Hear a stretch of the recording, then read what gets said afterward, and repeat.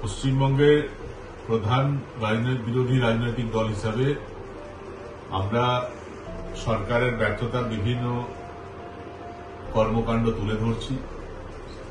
পাণ্ডবেশ্বরে অবৈধ যে কাজকর্ম চলছে তার বিরুদ্ধে কথা বললেই সরকার পক্ষে যারা আছে তাদের খুব গোসা হচ্ছে। তারা বলছেন যে এগুলো বলা উচিত না, অবৈধ কয়লার বিরুদ্ধে যেন কথা আমরা না বলি, অবৈধ বালি ব্যবসার বিরুদ্ধে কথা না বলি, লোহা ব্যবসা চলছে তার বিরুদ্ধে যেন কথা না বলি, বিভিন্ন জায়গায় জুয়ার ঠেক চলছে, ফেক ডেলি লটারি চলছে, এগুলোর বিরুদ্ধে যেন আমরা কথা না বলি।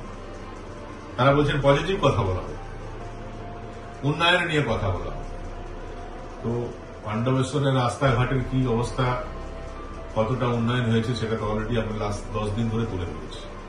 আজকে একটা ছোট্ট প্রশ্ন করি যে 2021 সালে যেদিন আমি পাণ্ডবেশ্বর ছেড়ে এলাম সেদিন অবধি পাণ্ডবেশ্বর ব্লক হোক বা লাউদোয়া ফরিদপুর ব্লক, এই দুটো ব্লকেই যতগুলি মাধ্যমিক উচ্চ মাধ্যমিকের বিদ্যালয় ছিল তারপর থেকে এই 4.5 বছরে বর্তমানে যারা আছেন ক্ষমতায় তারা 5টা-10টা নতুন বিদ্যালয়ের কথা বলছে। শুধুমাত্র একটা নতুন মাধ্যমিক বা উচ্চ মাধ্যমিক বিদ্যালয় যেটা তারা স্টার্ট করেছেন, তাদের আমলে স্টার্ট হয়েছে, তাদের উদ্যোগে স্টার্ট হয়েছে পাণ্ডবেশ্বর ব্লক বা লাউদোয়া ব্লক, যদি করে থাকেন সে বিদ্যালয়টির নাম বলুন। শিক্ষার উন্নয়নের জন্য পাণ্ডবেশ্বর ছাত্রছাত্রীদের সুবিধার্থে পাণ্ডবেশ্বর বিধানসভায় পুরো এই 4.5 বছরে একটা বিদ্যালয়ের নাম বলুন যেটা তাদের উদ্যোগে নতুন করে স্টার্ট হয়েছে।